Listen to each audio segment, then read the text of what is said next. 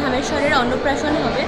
মূলত যেরকম অন্নপ্রাশন হয়ে দোল পূর্ণিমার দিন সন্ধ্যায় জন্ম নিয়েছিলেন মহাপ্রভু নিমাই।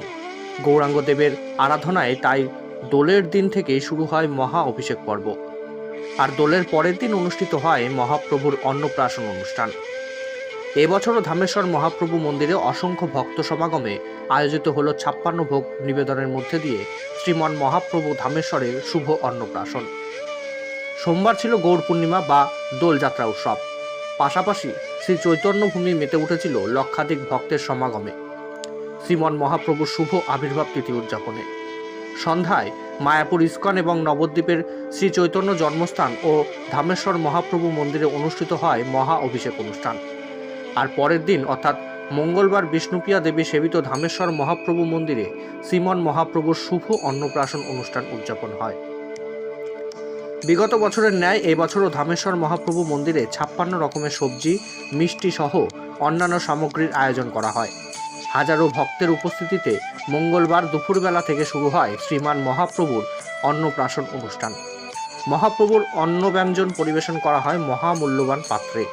সাধারণত রূপ, পিতল, কাঁসার বাসনে পরিবেশিত হয় একাধিক পদ।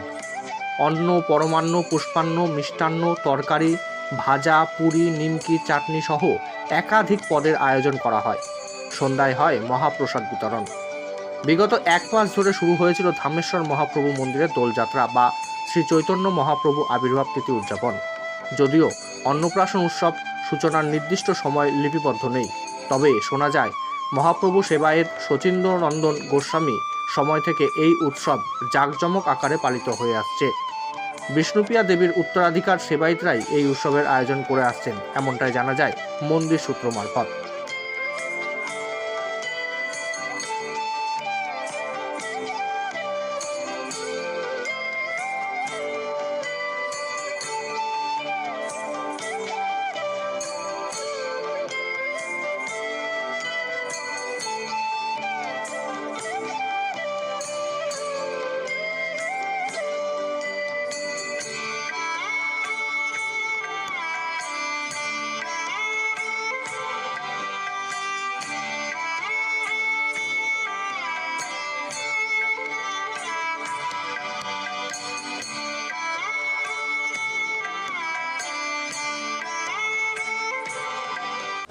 তো গতকাল মহাপ্রভুর জন্মদিন ছিল, তো সেই উপলক্ষেই আজকে ধামেশ্বরের অন্নপ্রাশন হবে।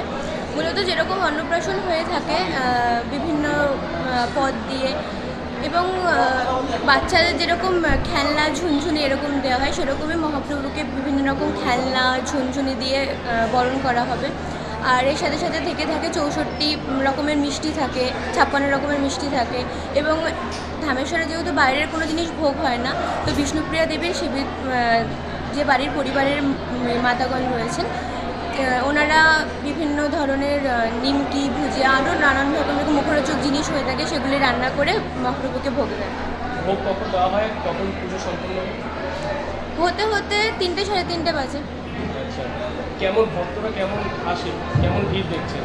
অনেক দূর দূরান্ত থেকে এই অন্নপ্রাশন দর্শন করার জন্য লোক আসে, এবং ধামেশ্বরেই যেহেতু এই অনুষ্ঠানটা পালন করা হয়, তো ধামেশ্বরেই ভিড়টা বেশি হয়। আপনার নাম? সুচরা সেবাই। গতকাল 25শে মার্চ গেছে মহাপ্রভুর শুভ আবির্ভাব তিথি, এবং সেই উপলক্ষে গতকাল অনুষ্ঠিত হয়েছেন ষোড়শ প্রচারে মহাপ্রভুর মহা অভিষেক, এবং আজকে যেটা বিশেষ অনুষ্ঠান মহাপ্রভুর অন্নপ্রাশন, যেটা আর কিছুক্ষণের মধ্যে শুরু হতে চলেছে। এবং এটার বৈশিষ্ট্য হচ্ছে যে মহাপ্রভুকে 56 রকম ব্যঞ্জন, মিষ্টি, বিভিন্ন পদের দ্বারা মহাপ্রভুকে ভোগ নিবেদন করা হয়। এটা আমাদের একদম বিষ্ণুপ্রিয়া পরিবারের পরম্পরা, ঐতিহ্যকে মেনে তৈরি করা হয় এই অনুষ্ঠানটা। ভোগ কখন দেওয়া হয়?